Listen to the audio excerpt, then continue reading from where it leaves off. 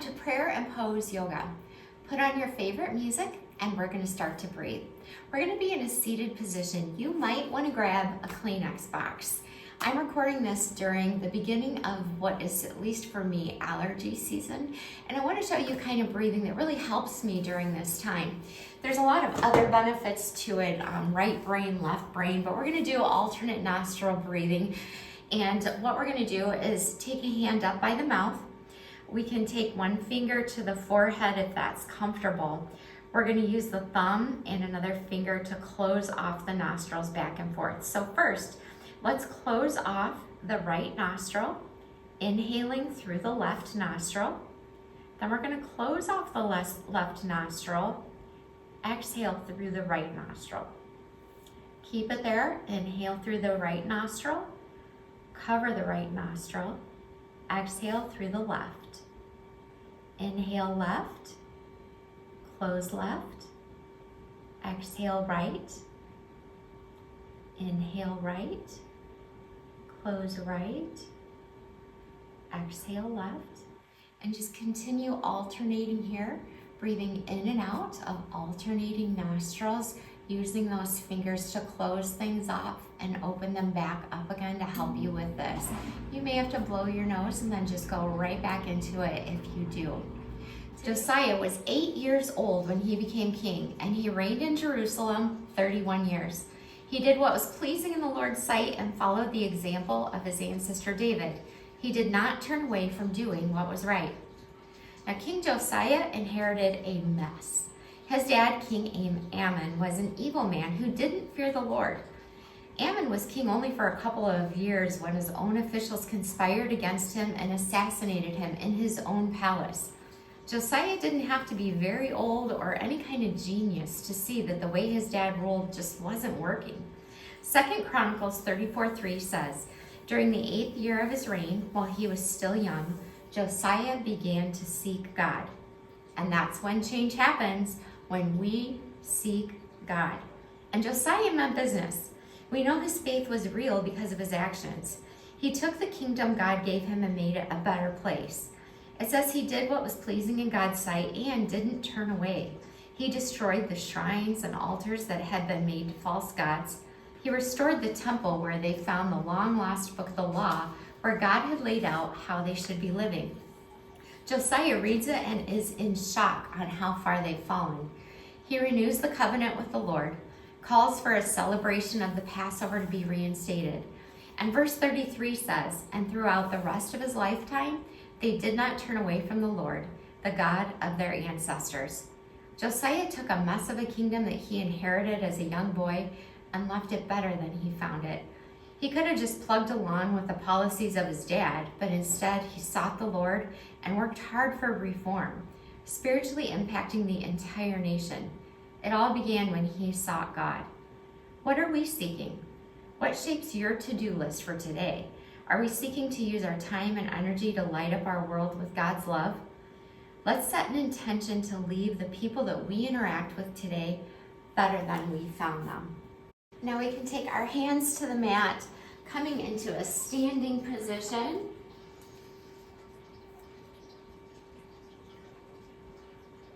Let's inhale up, drawing our arms overhead, gaze high, coming into a time of adoration, praising God for who He is.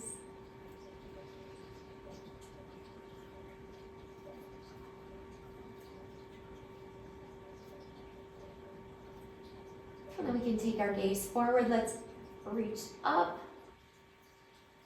drawing those fingertips towards the ceiling and releasing back down. Other side, inhaling as we reach up with the left. We've got soft knees, feet plugged into the mat, and release back down.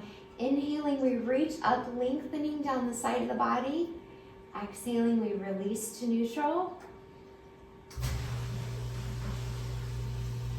Now we can draw our hands down to heart center. And get some rotation here, keeping our hips forward, drawing the belly button behind us, followed by our chest and our gaze. Noticing where we feel this rotation. We can have our hands at whatever height feels good. This is a good height for a lot of people because so many people have shoulder problems. but it can also feel very worshipful to lift the hands nice and high.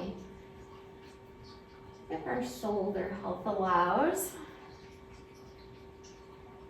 And then the next time that we come into chair, let's stay here. Taking time to search our heart, prayer, confession. Shoulders down away from the ears, coming just to a depth that feels okay with our knees. Toes spread wide. Breathing.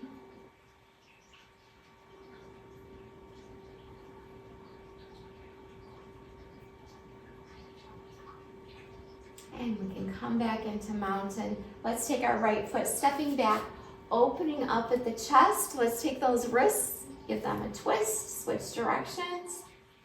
And then come forward, replacing that foot underneath of the hip and giving ourselves a hug, throwing the back into flexion.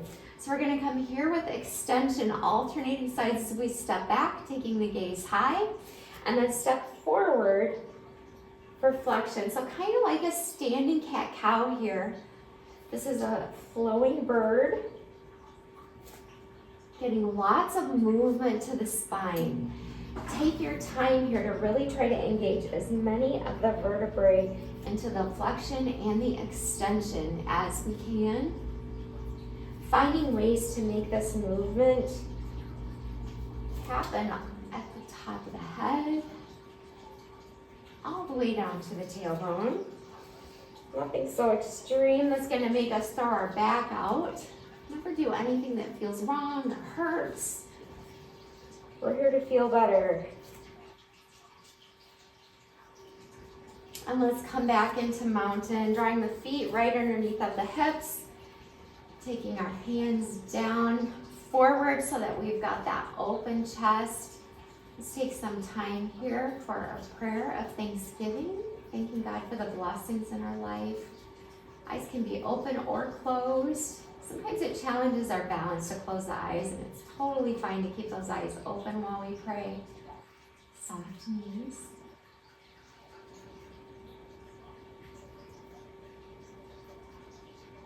And let's inhale, circling up. Exhaling, forward fold. Stepping back with that right foot, lifting into lunge. Returning our hands back down to the mat, stepping back into down dog, shifting forward either to plank or to modified plank, coming into crocodile or modified crocodile, dropping our belly all the way down, taking the hands to the bottom of the rib cage and lifting into up dog, pushing back into down dog, taking our right foot forward and lifting into lunge. Taking our hands back down to the mat, stepping forward with the left, inhaling up, exhaling chair. Let's inhale, circling up again, and then coming into forward fold. This time we're gonna step back with that left foot, lifting into lunge, returning our hands back to the mat, stepping back into down dog,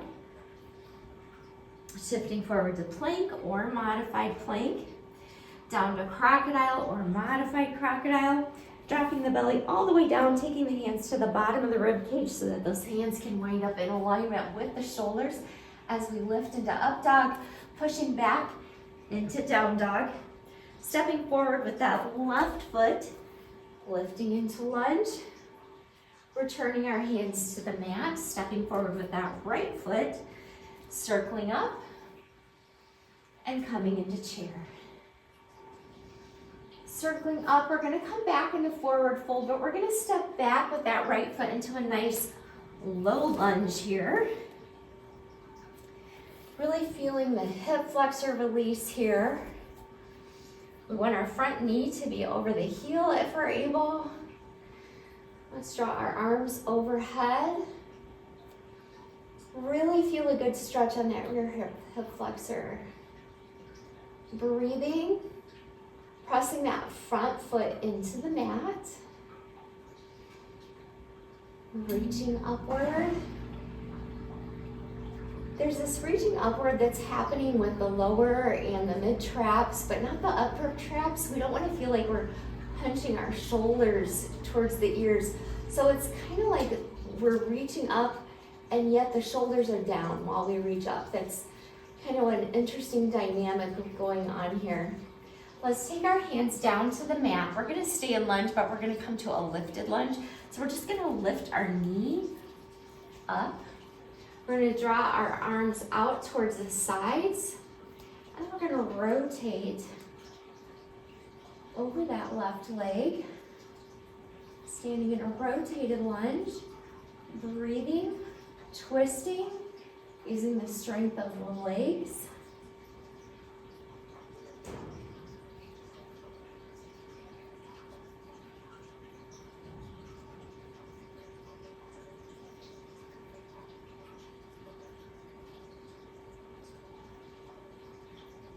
And we'll draw back forward, taking our hands back down to the mat, stepping back with that opposite leg and opening up into side plank.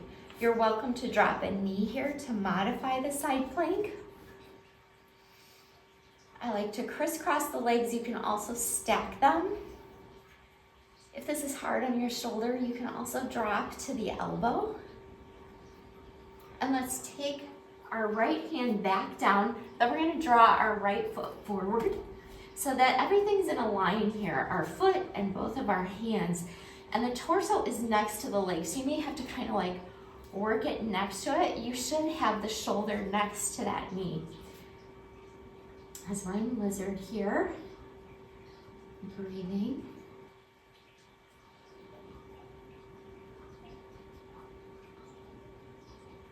And we're gonna come into a low lizard by dropping that knee. And we have some choices here. If you'd like, you can grab a block, come down to the forearms at whatever height the block you'd like, or maybe you're even able to come down to the mat. But make sure if you come all the way down, look to make sure that you're able to keep your knee over the heel. That's the alignment that we're looking for with our leg here.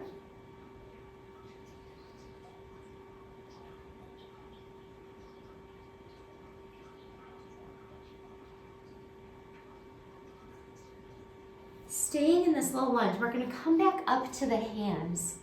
Then we're gonna lift that rear leg behind us, extending the right arm out, coming back, finding the ankle, then throwing some flexion into that foot. Then we can either bring our gaze back forward or we can stay twisted back. You pick. Breathing.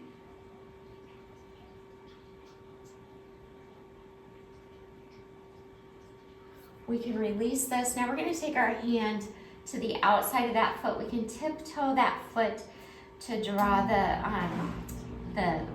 knee and the ankle back in line with the shoulder. We're going to take those rear toes pushing off and bring ourselves into pyramid. All 10 toes facing the front of the mat, pressing the hips backward, maybe choosing to use a block here. Head hanging down, chest and abdominals resting on that front leg, feeling a stretch at the back of the hamstrings.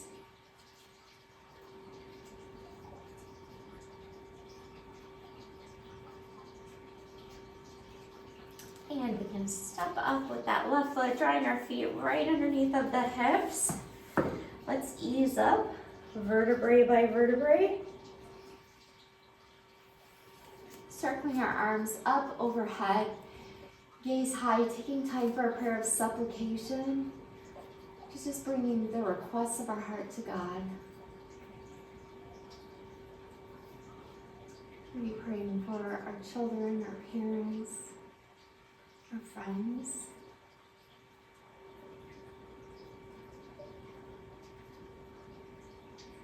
Bringing the spine back to neutral. Forward fold down, stepping back with that left foot nice and far, coming back into this low lunge where we've got that front knee over the front heel. We've got a good stretch in that hip flexor. Let's draw our arms overhead, grounding through that front foot.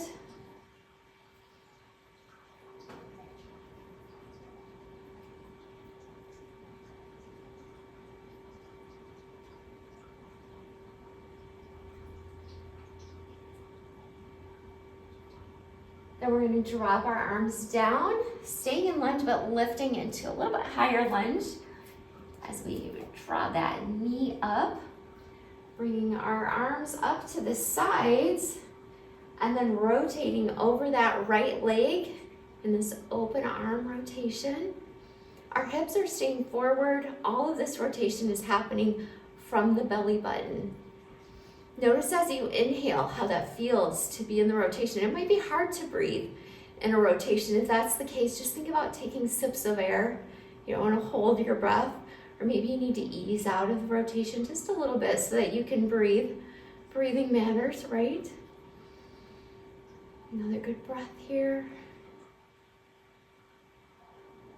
And let's come back forward, taking our hands back to the mat, pushing back with that right leg, coming into side plank on the other side.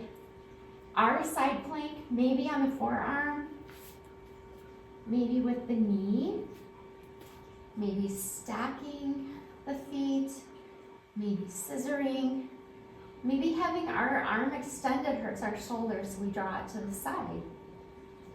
Breathing.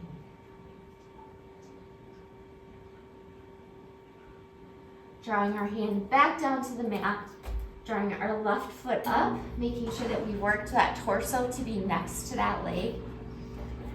We've got our wrists underneath of the shoulders, and if this bothers your wrists, we can also go into fists for wrists, which would look like this. Still keeping that nice alignment where we've got the wrists and the shoulders in a line. Breathing.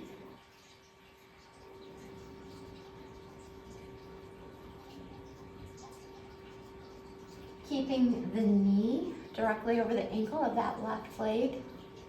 Now we're going to drop down, choosing either to come to a block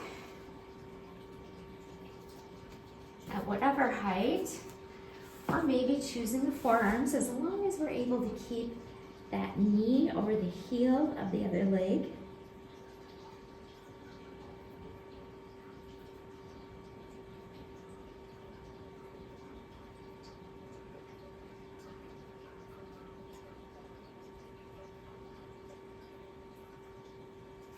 And now we'll walk those hands up, lifting our rear leg, extending our left arm out, drawing back, putting a flexed foot back there, either peeking behind us or choosing to stay ahead, your choice.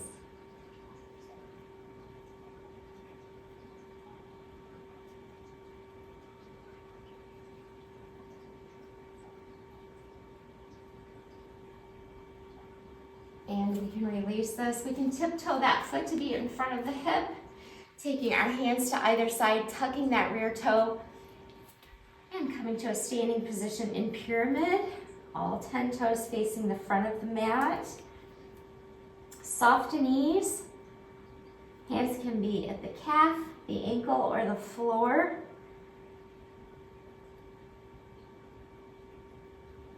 Hips pressing back, chest and abdominals are resting on that front leg.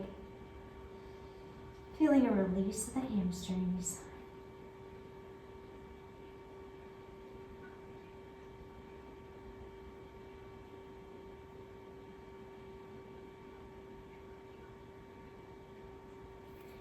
And we can step forward with our right foot, drawing those feet underneath of the hips, soft knees, slowly coming up vertebrae by vertebrae. Let's come into tree, stabilizing on that left leg, making sure we've got a nice solid foundation here. That tree is rooted. Finding our focal point. We'll draw up the right leg, opening up, coming either just below the knee, never on the knee, or to the floor to give our toe an extra little bit of support. Let's really set ourselves up nicely here. Let's take the right hand and just open up that knee. Let's take the left hand, draw back the left shoulder, and we're gonna practice from here today. So let's breathe.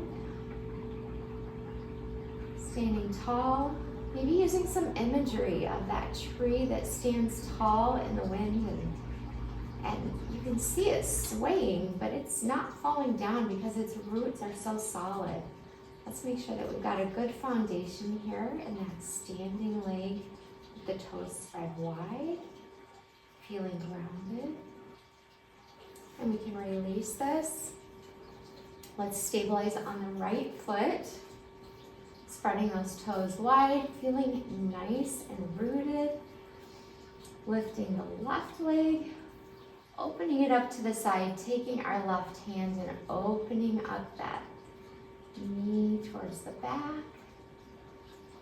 Taking our right hand to the right shoulder to open up our heart. Using our focal point, we've got that option to draw the leg down to where that toe gives us a little bit of extra balance on the floor. If we fall out of our balance pose, we get back in. It's always a positive thing when we fall out of our balance poses because it means that we're working and we're trying. We're not just taking the easy path. We're doing something that's challenging to us, and that's when we grow. Our balance is going to improve if we're pushing ourselves to that place where it becomes difficult. So don't beat yourself up. It's a positive thing, and just pop right back into that balance pose. Let's step this out. We're going to inhale up, exhaling forward fold, coming down to the knees as we move into camel, drawing those knees underneath of the shoulders and the hips. Let's draw those hips forward, taking the fists to the sacrum, pressing the hips forward, opening the chest, rolling those shoulders back and down, taking our gaze high, but making sure that we don't hyperextend the neck at all. There is some control of the neck. You don't want it to just flop back, which I just did to show you, but don't do that. And now we can come deeper into this if you'd like by just repeating those steps, drawing the hips forward just a little bit more, rolling those shoulders back and down a little bit more, drawing the gaze a little higher, maybe coming back, finding our heels. Breathing, we do have that control of the neck. Sometimes it helps to imagine that you've got a grapefruit that you're holding between the chin and the upper chest. We're reversing all that damage we do when we spend too much time over our phones and computers. We have a lot of flexion of the spine in our culture. This extension is the antidote. Let's release out of camel by taking our gaze forward, gently drawing our hands to the front of the legs for support. We're going to come into child's pose. We're going to take those big toes. They're going to kiss. Knees are going to come nice and wide. I'm going to scoot back to make sure I stay in the camera view. And we're going to ease forward, letting the head drop into contact with the mat. Our arms are casually forward. We don't want to hyperextend and reach too far with the shoulders in this particular pose. Breathing.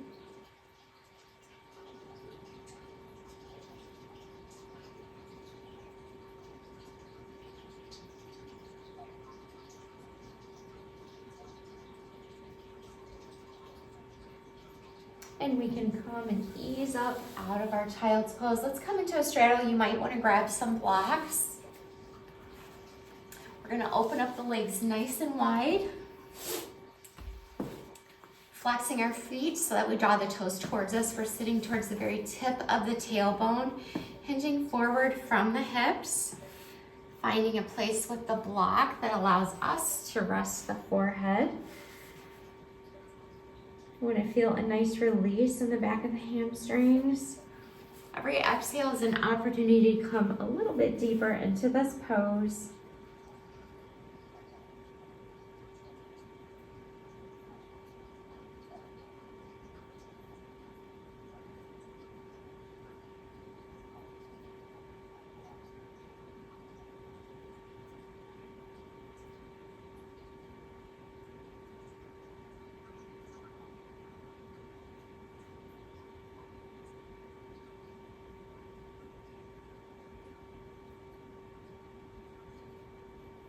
And we can walk ourselves up. We're gonna keep this block because we're gonna move into restorative bridge.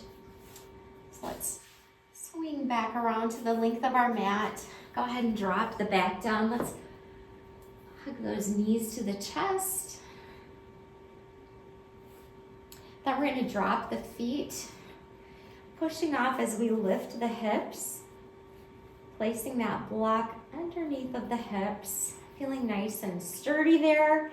And then finding a place with the feet that makes us feel like we don't really have to work the legs at all to hold ourselves up as little as possible. Find where that place is. Then just let the arms come to the sides. The more we release in this pose, the more of a benefit that we are going to feel. So just let go and allow that block to bring some ease to the low back. One of my favorite Bible verses is Ephesians 2:10 that says, "We are God's masterpiece, created in Christ Jesus unto good works, which he prepared for us in advance." We see a similar theme when we look at Jesus telling the parable of the talents. A talent at this time was a monetary sum, a huge amount equivalent to the average worker's wage for about 30 years. In this story, a very wealthy master is leaving on a trip and he entrusts his workers with the care of some of his wealth while he's away.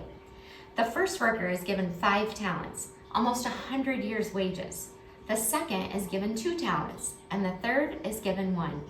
He's not obligated to give them anything, but entrusted the amounts based on what he felt was their ability and leaves for a rather long time.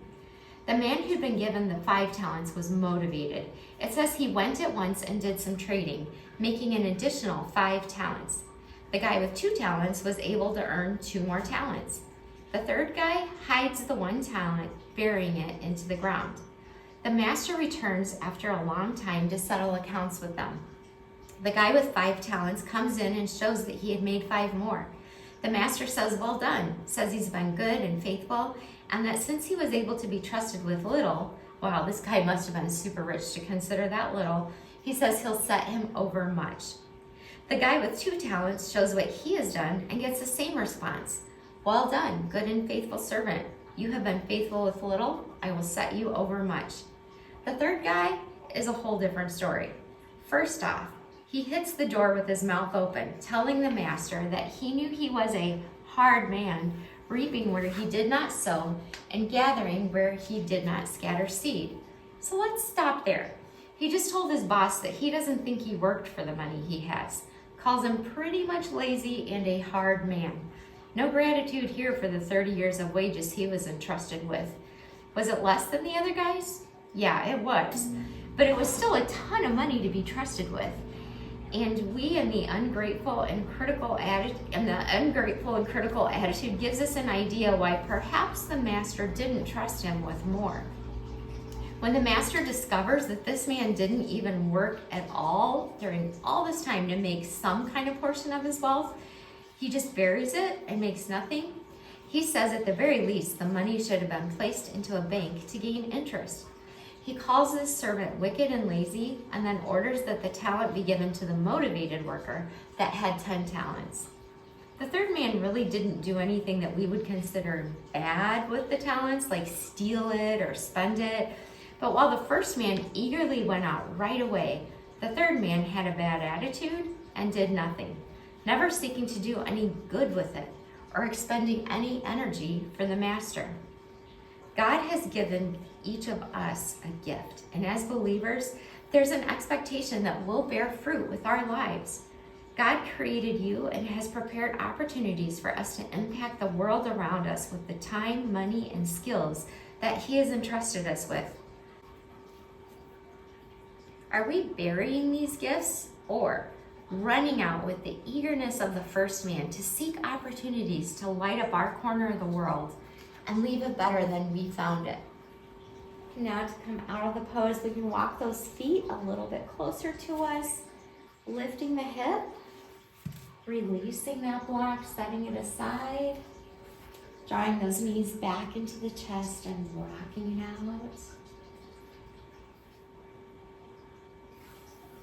Let's release that left foot to the mat, crossing the right over the left. We're gonna take our right hand and without putting any pressure on the knee, we're gonna press on the leg to gently push that away, opening things up. And then let's reach those hands through, extending the left leg up and gripping behind it. So we've got an extended left leg with the toes pointed down. We want a flexed foot to protect the tissues under the knee. Both feet are flexed. And we're drawing this towards us to where we get a nice stretch in the hip.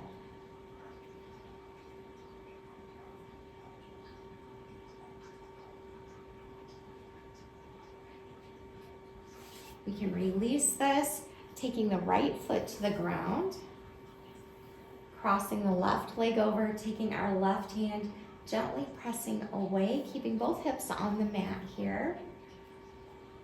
Foot is flexed. Then we'll take our hands, reach around that right leg, extend the right leg up, wrap our hands around it. Both feet are flexed, getting a nice stretch in the hip of the left and the hamstring of the right. Breathing.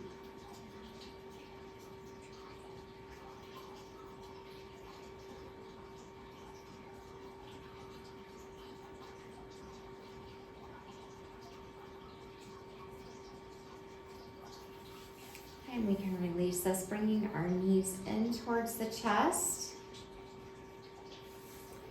Let's draw those heels up, opening up the legs. We can take our hands to the back of the upper legs and just gently draw them towards the floor, getting a little bit of a inner thigh stretch here. If this is something you can deepen or need to deepen to be able to feel a good stretch, release the hands here, drawing them up to the bottoms of the feet, and then just applying some gentle pressure as we draw those legs towards the mat in dead bug.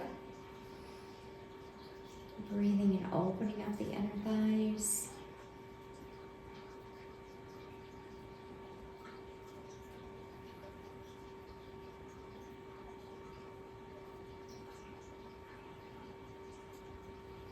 We're going to release that, rolling over to the side of our mat for a half bow. We'll take our hand to the ankle. Notice the foot is flexed here. Just give a gentle pull back here. Really a nice stretch in the quadricep, the hip flexor. Let's do that on the other side too. Rolling to the other side, finding the ankle, keeping the knee and the ankle in line with the hip. Doing a little stretch here.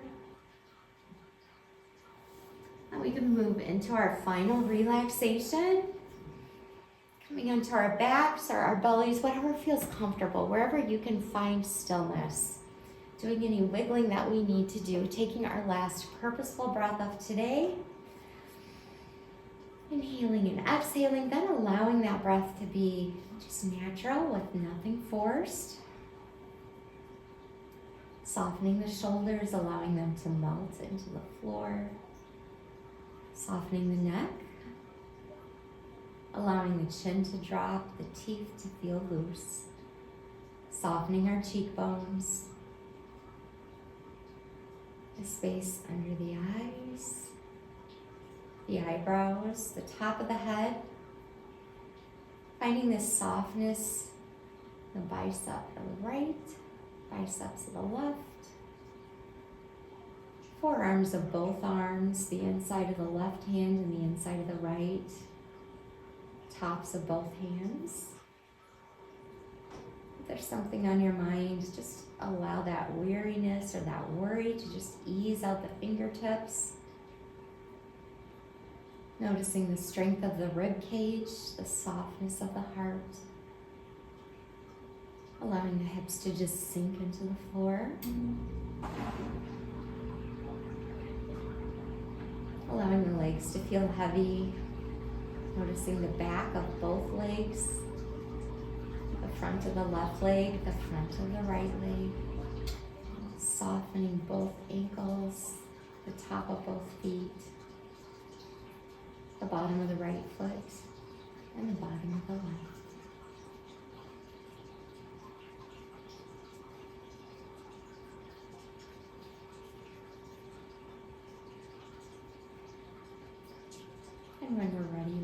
into a seated position.